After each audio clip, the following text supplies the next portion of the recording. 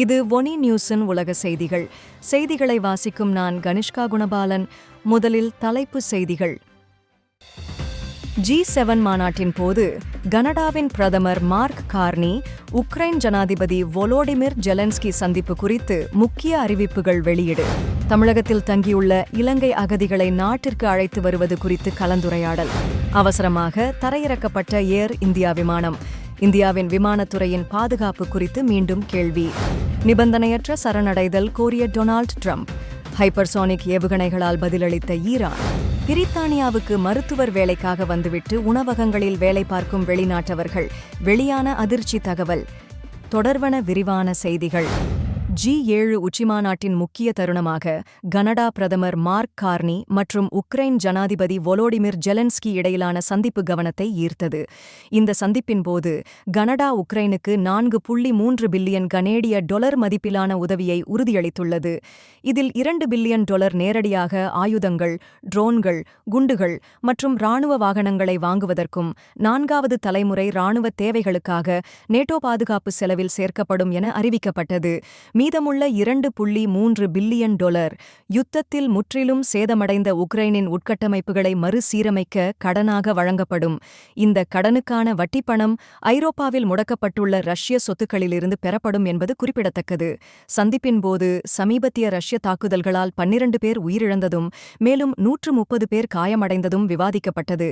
இந்த சூழ்நிலையில் நாங்கள் சமாதான பேச்சுவார்த்தைக்கு தயாராக உள்ளோம், ஆனால் அதற்கான அடிப்படை ரஷ்யாவிற்கு அழுத்தம் கொடுப்பதில்தான் இருக்கிறது என்று ஜெலன்ஸ்கி வலியுறுத்தினார். மேலும் கனடா ரஷ்யாவின் ஷடோ ஃப்ளீட் எனப்படும் மர்ம எண்ணெய் கப்பல்களுக்கு புதிய தடைகளை அறிவித்துள்ளது. இதில் 77 தனிநபர்கள் மற்றும் 39 நிறுவனங்கள் மீது புதிய பொருளாதார தடைகள் விதிக்கப்பட்டுள்ளன. மொத்தம் 201 கப்பல்கள் பன்னாட்டு தடைகளை மீறி எண்ணெய், இயற்கை எரிவாயு மற்றும் ஆயுதங்களை கடத்துவதாக குற்றம் சாட்டப்பட்டுள்ளது. இவை அனைத்துக்கும் மேலாக நேட்டோவின் பாதுகாப்பு செலவில் தேசிய உள்நாட்டு உற்பத்தியின் 2% இலக்கை அடைய கனடா திட்டமிட்டிருப்பதாக பிரதமர் கார்னி தெரிவித்துள்ளார். வடக்கு மாகாண ஆளுநருடன் இலங்கை ஏதிலிகள் மறுவாழ்வு நிறுவனம் மற்றும் ஆசிடெட் என்ற நிறுவனத்துடன் ஒரு முக்கிய கலந்துரையாடல் நேற்று நடைபெற்றுள்ளது. இந்த சந்திப்பு வடக்கு மாகாண ஆளுநர் செயலகத்தில் இடம்பெற்றுள்ளது. இந்த சந்திப்பின் முக்கிய நோக்கம் இந்தியாவின் தமிழ்நாட்டில் தங்கியுள்ள இலங்கை அகதிகளை மீண்டும் தாய்நாட்டுக்கு திரும்பச் செய்வதற்கான செயற்கூறுகளையும் கொள்கை ஆவண வடிவத்தையும் உருவாக்குவதே. தற்போது தமிழ்நாட்டில் வசித்து வரும் 290 குடும்பங்கள் 2025ஆம் ஆண்டுக்குள் இலங்கைக்கு மீண்டும் திரும்புவதற்கு விருப்பம் தெரிவித்துள்ள நிலையில் அவர்களுக்கு தேவையான அடித்தள வசதிகள் குறித்து ஆராயப்பட்டுள்ளது.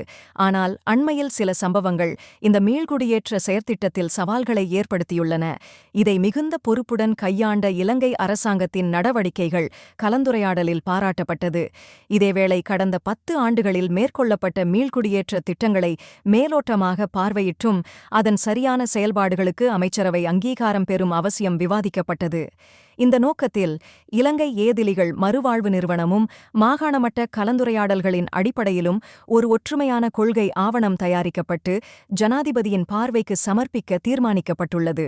மேலும் மீள்குடியேறும் மக்களுக்கு வீடுகள், வேலைவாய்ப்பு, வாழ்வாதாரம், கல்வி உள்ளிட்ட அடிப்படை தேவைகள் எவ்வாறு விரைவில் வழங்கப்படலாம் என்பதும் நிலைத்த சமாதானம் மற்றும் மீள்குடியேற்றம் கட்டியெழுப்பப்பட வேண்டியதன் அவசியமும் இதில் வலியுறுத்தப்பட்ட முக்கிய அம்சங்களில் ஒன்றாகும். சென் பிரான்சிஸ்கோவிலிருந்து மும்பை நோக்கிச் சென்று கொண்டிருந்த ஏர் இந்தியா விமானம் தொழில்நுட்பக் கோளாறால் கொல்கத்தா விமான நிலையத்தில் அவசரமாக தரையிறக்கப்பட்டது. இந்த சம்பவம் அதிகாலை நேதாஜி சுபாஷ் சந்திரபோஸ் சர்வதேச விமான நிலையத்தில் நடந்தது. விமானத்தின் இடது என்ஜினில் ஏற்பட்ட தொழில்நுட்ப கோளாறு காரணமாக விமானம் தரையிறக்க முடியாமல் 4 மணி நேரத்துக்கும் மேலாக வானில் சுழன்று கொண்டிருந்தது. இது தொடர்பில் அதிகாலை 5:20 விமானியினால் பயணிகளை இறக்கும் தீர்மானம் எடுக்கப்பட்டது. விமானி வெளியிட்ட அறிக்கையில் பயணிகளின் பாதுகாப்பையே முதன்மையாகக் கொண்டு இந்த முடிவு எடுக்கப்பட்டது என கூறப்பட்டுள்ளது. தரையில் நிறுத்தப்பட்ட விமானத்தில் நிலைய பணியாளர்கள் இடது என்ஜினை பரிசோதனை செய்யும் காட்சிகள் சமூக ஊடகங்களில் பரவி வருகின்றன. இதில் குறிப்பிடத்தக்கது என்னவென்றால் இந்த சம்பவத்திற்கு முன்பு 5 நாட்கள் முன்னே ஏர் இந்தியாவின் மற்றொரு விமானம் அஹ்மதாபாத்தில் இருந்து புறப்பட்டதும் புறப்பட்ட சில நிமிடங்களில் மாணவர் விடுதியின் கட்டிடத்தில் மோதி விபத்துக்குள்ளானது. அந்த விபத்தில் 242 பேரில் ஒரே ஒரு பயணியான விஸ்வாஸ் குமார் ரமேஷ் மட்டுமே உயிர் தப்பினார். இந்த இரட்டைச் சம்பவங்களும் ஏர் இந்தியா விமானங்களுக்கு எதிரான பயணிகள் நம்பிக்கையில் பெரும் தாக்கத்தை ஏற்படுத்தியுள்ளன. இந்நிலையில் மீண்டும் இந்தியாவின் விமானப் போக்குவரத்து பாதுகாப்பு நிலைமை குறித்த கேள்விகள் மீண்டும் எழுந்துள்ளன. அமெரிக்க அதிபர் டொனால்ட் ட்ரம்ப் ஈரானை நிபந்தனையற்ற சரணடைதலை ஏற்குமாறு கட்டளையிட்ட சில மணி நேரங்களுக்குப் பின்னர் ஈரான் இஸ்ரேல் மீது ஹைப்பர்சோனிக் ஏவுகணைகளை ஏவி பதிலளித்தது. நட்பு நாடான இஸ்ரேலின் தாக்குதல்களில் அமெரிக்கா நேரடியாக ஈடுபடவில்லை என்று ட்ரம்ப் தெரிவித்தாலும் போர் 6வது நாளை எட்டிய நிலையில் ஈரான் மீதான பொறுமை நொறுங்கத் தொடங்கியதாக அவர் எச்சரிக்கை விடுத்தார். இஸ்ரேலிய விமானப்படைகள் தெஹ்ரானில் உள்ள முக்கிய பகுதிகளை குறிவைத்து விமானத் தாக்குதல்களை மேற்கொண்ட நிலையில் ஈரானிய தலைநகர் பெருசி, சபாலன், சயாத் உள்ளிட்ட பகுதிகள் தாக்குதலால் உலுக்கியன. இவற்றுக்கு பதிலளிக்கும் விதமாக ஈரான் ஃபட்டா-1 எனும் ஹைப்பர்சோனிக் ஏவுகணைகளின் மூலம் ஆபரேஷன் ஹானஸ்ட் பிராமிஸ் 3 எனும் திட்டத்தின் 11வது அலை தாக்குதலினை மேற்கொண்டதாக அறிவித்தது. ஒலியின் வேகத்தை 5 அடுக்கும் மேலாக கடந்து செல்லும் இந்த ஏவுகணைகள் கண்காணிக்கவும் இடைமறுக்கவும் கடினமாக இருப்பதோடு விமானத் தாக்குதல்களுக்கு மாற்றாக முக்கியமான போர் உபாயமாக கருதப்படுகின்றன. மேலும் ஈரான் ட்ரோன்களை இஸ்ரேல் மீது ஏவியிருந்தாலும் அவற்றில் 2ஐ சாக்கடல் பகுதிக்கு மேல் இடைமறைத்ததாக இஸ்ரேல் இராணுவம் கூறியுள்ளது. இதனிடையே இந்த மோதல் ஒரு பிராந்திய போராக மாறிவிடக்கூடும் என்ற அச்சத்தில் உலக நாடுகள் ஒன்று கூடி போர் நிறுத்தத்திற்காக அழைப்பு விடுத்துள்ளன. இந்நிலையில் கனடாவில் நடைபெற்ற G7 உச்சிமாநாட்டிலிருந்து ட்ரம்ப் திடீரென வெளியேறியதன் பின்னணியில் அமெரிக்கா ஈரானை எதிர்த்து நேரடியாக களமிறங்கவிருக்கிறது என்ற ஊகங்கள் வெளியே வந்துள்ளன. ஆனால் அமெரிக்கா ஒரு நிலையான தலையீடு மேற்கொள்வதற்குள் சீனா, ரஷ்யா, வடகொரியா போன்ற நாடுகள் ஈரானுக்கு ஆதரவாக களமிறங்கும் வாய்ப்பு இருப்பதால் அந்த முடிவு எளிதானதாக இருக்காது என அரசியல் வல்லுநர்கள் மதிப்பீடு செய்கின்றனர். இதனைத் தொடர்ந்து ட்ரம்ப் தேசிய பாதுகாப்பு கவுன்சிலுடன் நீண்ட உரையாடலை மேற்கொண்டாலும் அதற்குப் பிறகு எந்தவொரு போரில் ஈடுபடுவதற்கான எந்த ஒரு கருத்துக்களும் வெளியிடப்படவில்லை. இந்நிலையில் ஈரானின் உயர் தலைவர் எங்கே பதுங்கியிருக்கிறார் என்பது அமெரிக்காவுக்கு தெரியும் என்றும் அவரை கொல்வதற்கான தீர்மானத்தை தற்போது எடுத்துக்கொள்ளவில்லை என்றும் ட்ரம்ப் தனது சமூக ஊடகப் பதிவில் குறிப்பிட்டுள்ள நிலையில் இந்த ஆபத்தான உரையாடல் எப்போது வெடிக்கும் என்பதே இப்போது உலகின் கவனப்புள்ளியாக மாறியுள்ளது. பிரித்தானியாவின் பல் மருத்துவத் துறையில் உருவாகும் சிக்கல்கள் தற்போது ஒரு தேசிய விவாதத்திற்கு பாதை அமைத்துள்ளன. பல்வேறு வெளிநாடுகளிலிருந்து பல் மருத்துவத்தில் முதுகலை பட்டமும் 10 ஆண்டுகள் வரை அனுபவமும் பெற்றவர்கள் கூட மெக்டொனால்ட்ஸ் போன்ற உணவகங்களில் வேலை செய்யும் நிலைக்கு தள்ளப்பட்டுள்ளனர். இந்த உண்மை வெளிவந்தது பெரும் அதிர்ச்சியை ஏற்படுத்தியுள்ளது. அசோசியேஷன் ஆஃப் டென்டல் குரூப்ஸ் எனும் அமைப்பு வெளியிட்ட அறிக்கையில் இத்தகைய கல்வித் தகுதியும் அனுபவமும் பெற்ற மருத்துவர்கள் உணவகங்களில் வேலை செய்வதற்கான பிரதான காரணம் பிரித்தானிய அரசின் பல் மருத்துவ பதிவு முறையே எனக் கூறப்படுகிறது.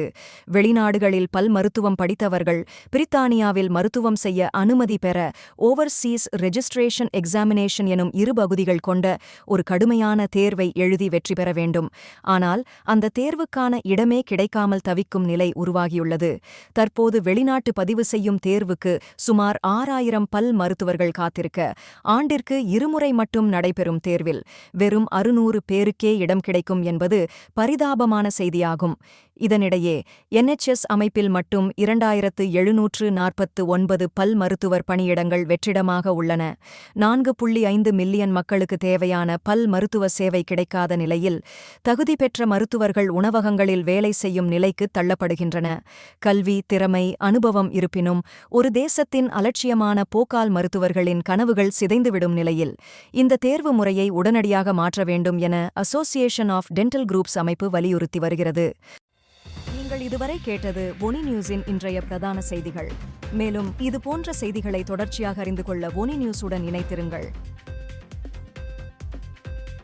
வணக்கம்.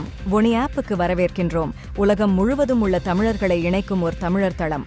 உங்களுக்கு அருகில் நடைபெறும் கலாச்சார நிகழ்வுகளை காணவும் உலகெங்கிலும் உள்ள தமிழ் மக்களுடன் உங்கள் நெட்வொர்க்கை விரிவாக்கவும் தமிழ் கலாச்சாரத்தின் பரந்த மரபுகளை அறிந்து கொள்வதுடன் செய்திகள், அருகில் உள்ள வியாபார நிலையங்கள், நாணய மாற்று வீதங்கள் மற்றும் உலகம் முழுவதும் உள்ள தமிழர்களை ஒன்றிணைக்கும் வகையில் பல்வேறு அம்சங்கள் உள்ளன. இது நமது அற்புதமான வரலாற்றையும் கலாச்சாரத்தையும் கொண்டாட ஒரு இனிமையான இடமாக இருக்கும். இப்போதே ஒனி ஆப்பை பிளே ஸ்டோர் அல்லது அப் ஸ்டோரில் டவுன்லோட் செய்யுங்கள்.